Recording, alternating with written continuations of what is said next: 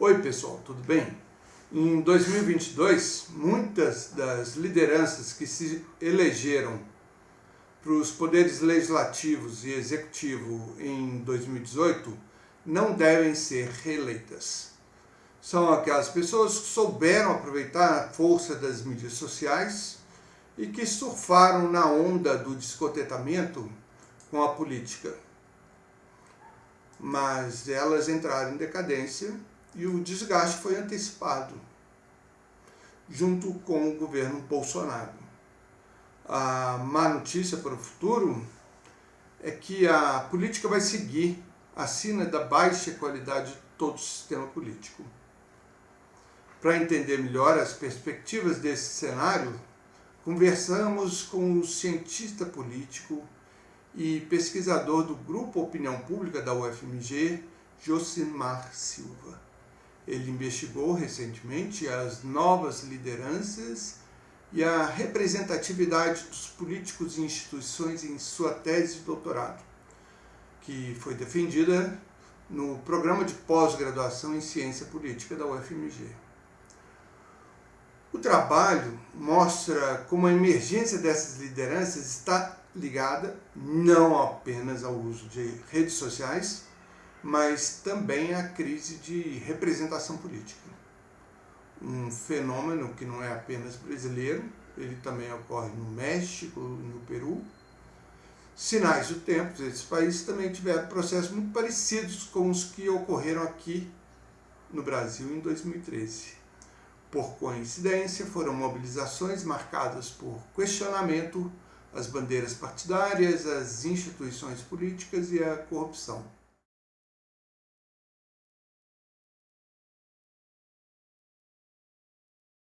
Existe muito aquele pessimismo exagerado ou esse otimismo exagerado em relação ao que vai ser no futuro. O que a gente tem percebido é que esse meio termo ajuda a explicar muito, exatamente porque tem muitos fatores que acabam impactando nisso. Quando a gente teve o resultado das eleições de 2018 no Brasil, a gente teve muitas lideranças desse tipo, que usaram e que cresceram e apareceram aí nas mídias sociais digitais, Facebook, YouTube, que ficou muito famoso, e essas pessoas ganharam as eleições, muitos foram eleitos, né? E depois, assim, havia expectativa de que esse pessoal continuasse com a mesma força. E o que a gente percebe é que, na verdade, toda a crise, a má gestão causada pelo atual governo e também o próprio problema político que fez com que essas lideranças elas não conseguissem manter aquela vivacidade, toda aquela força que tinham na comunicação e a capacidade de usar essas comunicações digitais para legitimar o seu discurso político, fez com que muitas dessas lideranças entrassem em decadência. E o que a gente pode ter nas próximas eleições presidenciais em 2022 é que muitas dessas lideranças não sejam reeleitas. Quem que você daria de exemplo? Quais exemplos você daria dessa decadência? Joyce Halseman é o primeiro exemplo, porque ela continua com o mesmo número de seguidores, mas me parece um número de seguidores bem artificial, já que em interação e em legitimidade ela não alcança. Só tocando aqui num ponto da minha pesquisa, como eu medi isso? Eu medi pelos indicadores normais que a gente pega de mídias sociais, número de seguidores, quantidade de interação, quantidade de curtidas, de amei, de compartilhamento, comentários e tudo mais. Fiz uma análise tanto desses dados mais quantitativos, quanto uma análise um pouco mais qualitativa em relação aos próprios comentários. Então, quanto que aparece em legitimidade nesses comentários, se esses comentários são mais positivos, são mais negativos, e fiz um survey online com os seguidores dessas lideranças.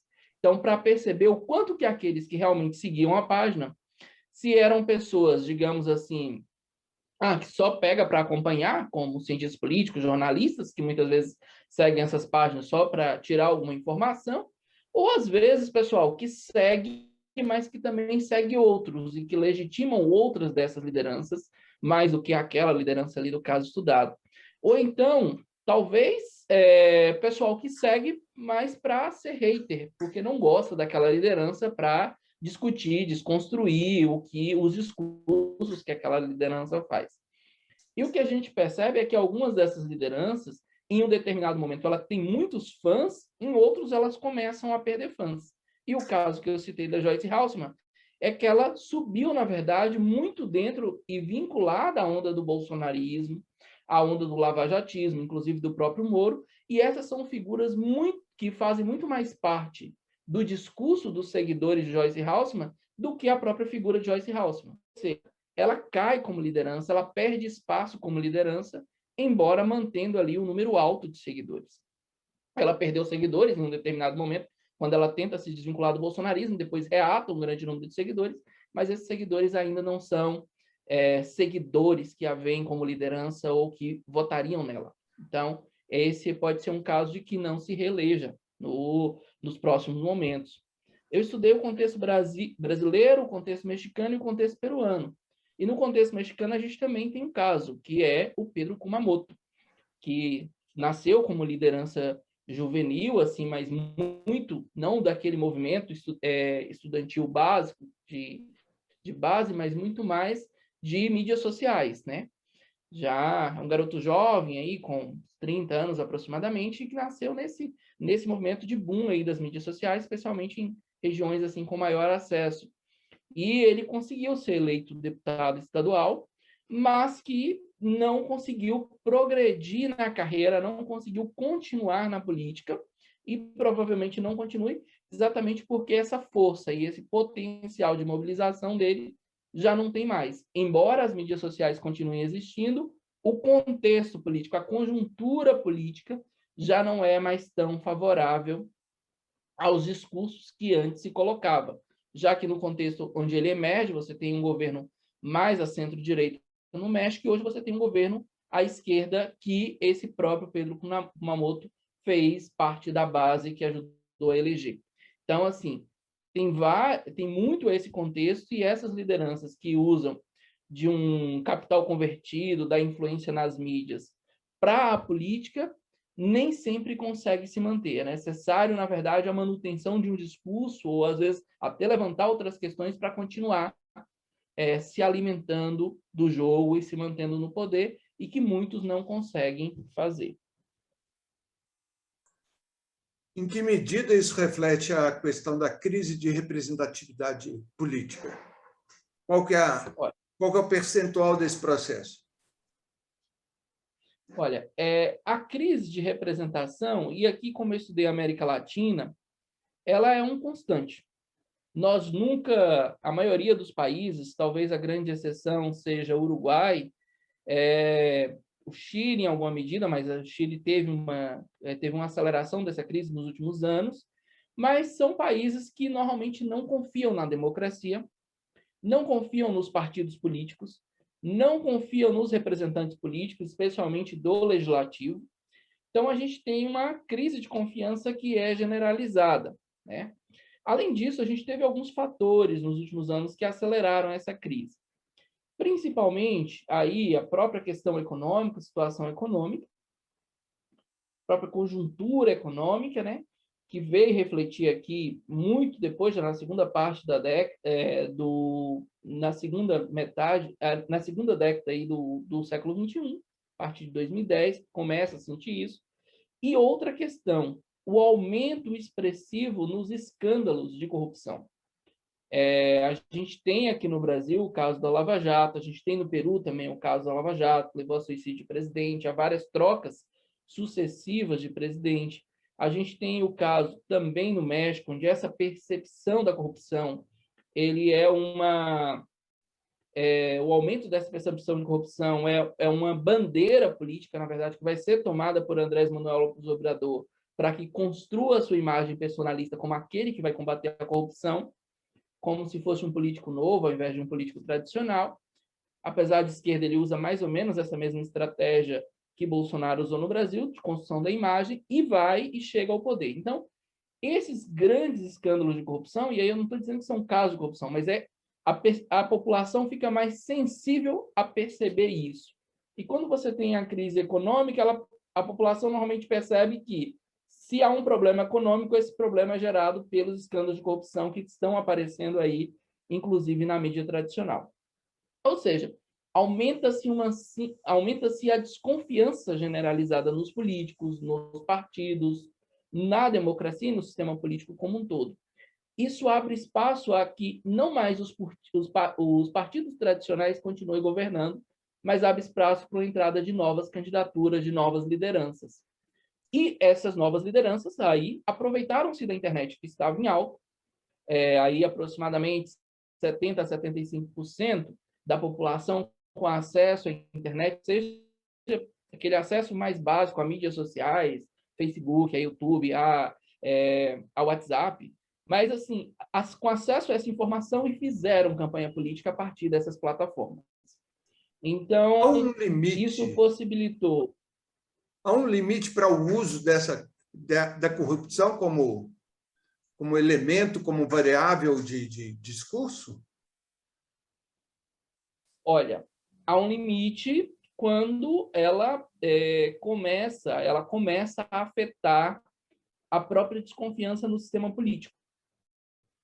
Porque, por exemplo, aqui no caso brasileiro, a gente ultrapassou essa barreira desse limite. A gente começou com a desconfiança nos políticos, no sistema, que já é tradicional, desde o início da nossa experiência democrática, em 88, a gente já vem com essa desconfiança. E chegou a um ponto de agora a gente desacredita nas próprias instituições. Então, quando o discurso contra o STF, ou contra as eleições, ou contra o TSE, ele já é um discurso não mais contra pessoas, mas contra a própria instituição, a gente já ultrapassou esse limite. E recuperar isso é muito difícil. Recuperar essa confiança é muito difícil, até porque a própria estabilidade da democracia depende da existência dessa confiança. Se a gente vai para os textos, por exemplo, do professor Zé Álvaro Moisés, da USP, ele está falando exatamente isso. Os limites dessa confiança não podem ser rompidos, porque senão a gente desacredita a própria democracia e os cidadãos podem estar mais permissivos à existência de um regime não democrático, né? Que seria um risco. Então, se a maioria dos cidadãos acredita que tanto faz uma democracia ou uma ditadura, isso é um problema. Inclusive, esse também foi um dado que eu acompanhei aí desde 1995 até 2018 na minha pesquisa para perceber essas oscilações de confiança ou desconfiança na democracia e da preferência ou não preferência pela democracia. E qual que seria a tendência? Dá para identificar uma tendência a partir desses indicadores que você já estudou?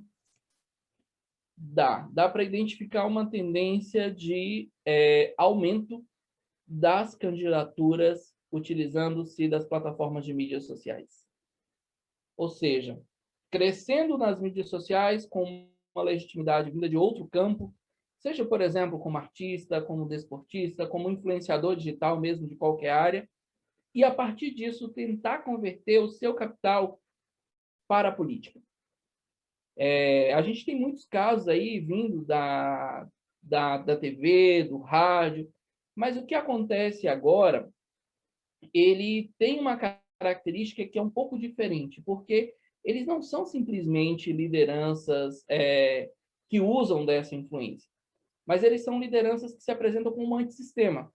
Já que há uma crise de representação, já que há uma baixa confiança, eles utilizam-se dessas mídias para forçar um pouco mais essa desconfiança e se colocar como lideranças políticas.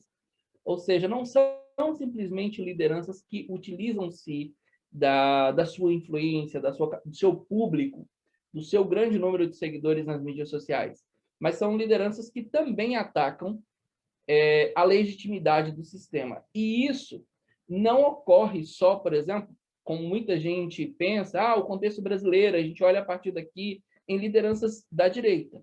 Isso também acontece em lideranças da esquerda, que muitas vezes atacam ou jogam alguma dúvida, jogam alguma desconfiança sobre o sistema, sobre o processo, sobre a democracia como um todo, em termos de captar apoio político, ou de captar seguidores, ou de converter seguidores em eleitores para os seus interesses, para os seus projetos políticos pessoais.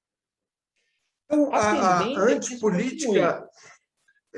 não se esgota, como discurso, não se esgota, ao contrário da corrupção, mesmo tendo a experiência agora do Bolsonaro, ele se lançando como antipolítica e se repetindo como político tradicional que ele é, mesmo assim, o discurso não se esgota, ele se manteria continuamente.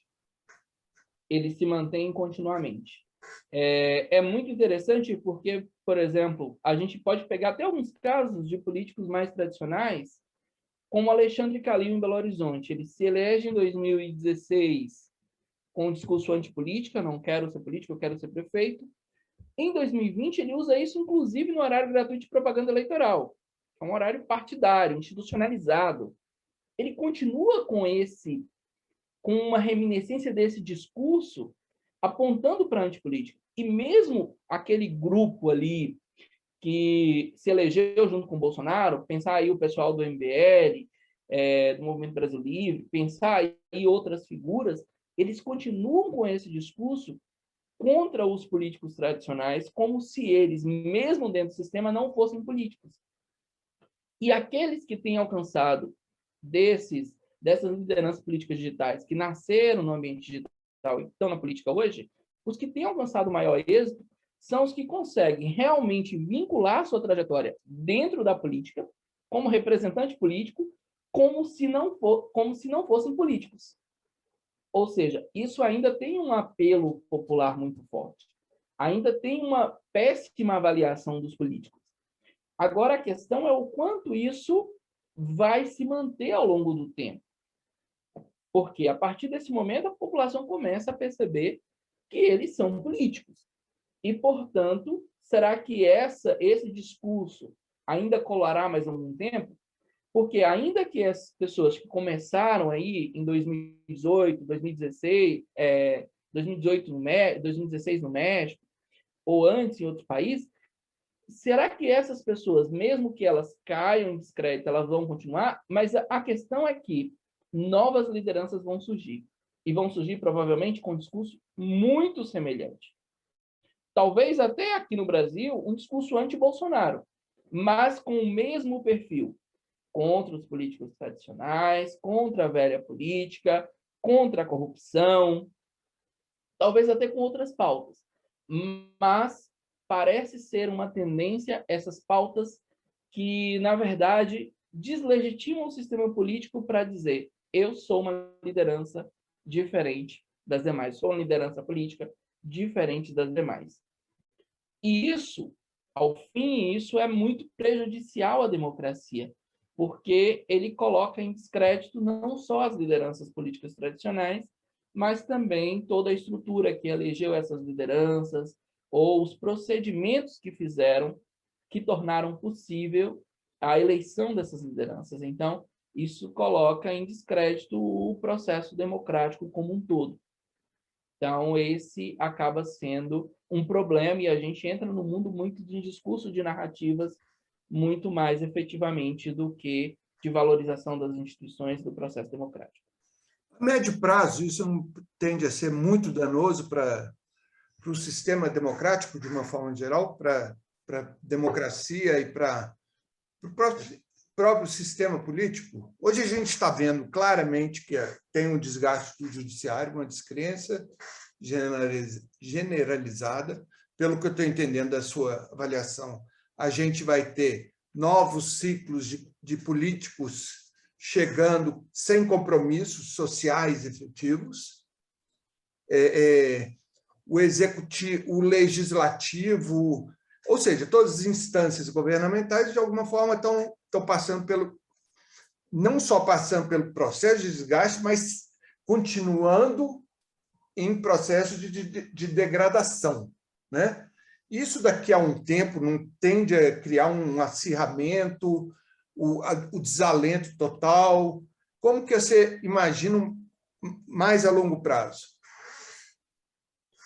Isso pode gerar um desalento total, e isso pode gerar assim, uma não vontade de participação ou uma crítica excessiva, uma politização excessiva no sentido do que a gente vê também hoje, principalmente aí nas mídias sociais, que a gente encontra muita gente falando de política, mas sem um grau de profundidade qualquer ou de conhecimento qualquer sobre política. Ou seja, é aquela politização muito radicalizada, extremada, onde tudo vira questão política, onde tudo vira polarização política.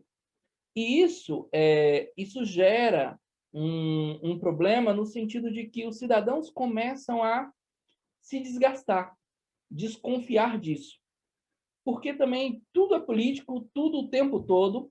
As campanhas não acontecem mais no período de campanha, mas ela continua após a eleição. Isso gera um desgaste muito grande e tende a aumentar o desinteresse por política ou esse interesse muito tópico, muito superficial, muito acirrado e muito de disputas, que também é ruim, no sentido que os cidadãos acabam não exercendo a sua cidadania, mas apenas reproduzindo discursos políticos.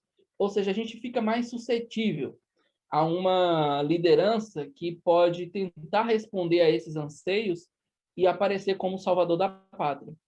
Isso a No gente final pode das contas, pensar... a crise é o aprofundamento da crise de representação, né? Exato. E isso pode acontecer em democracias que muitas vezes mais instáveis, se a gente pensa no caso brasileiro, mexicano, peruano, ou até em democracias, o que não se esperava, que muitos cientistas políticos falavam de democracia de referência há um tempo atrás, como aconteceu nos Estados Unidos. Ou seja, uma polarização que foi levada e que foi usada para a eleição de Trump e com um desgaste institucional e um resultado político extremado, terrível, e que provavelmente não se recupere disso, porque o trumpismo continue independente de Trump na presidência ou não. Aqueles grupos mais radicais continuam.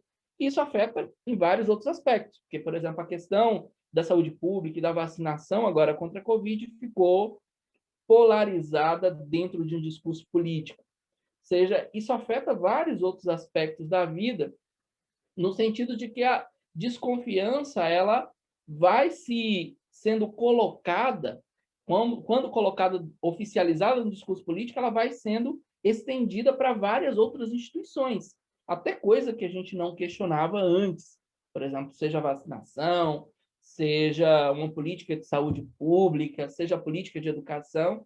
Então, ela leva a um descrédito muito grande.